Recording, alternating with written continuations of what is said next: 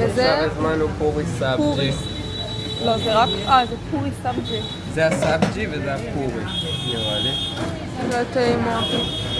מטוגן במלא שמן. כמו שצריך. זה הוא רותח. מתנפח, ובאיזשהו שלב נראה לי הוא אמור כאילו... להצטמק? להצטמק. זה רותח, אבל אי אפשר לגעת בזה עם הידיים. טוב, אז בואו נעשה רגע סיום ואחר כך נראה. הנה, הוא הצליח לחתוך. טובלים את הפורי בתוך הסבג'י. טעים? לא רע. לא רע. טעים. חריף? חסר קצת מלח על הפורי עצמו. קצת לפזר. גם בסבג'י, קצת מלח.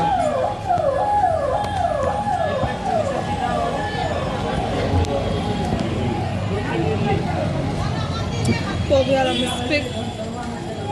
מספיק לעכשיו.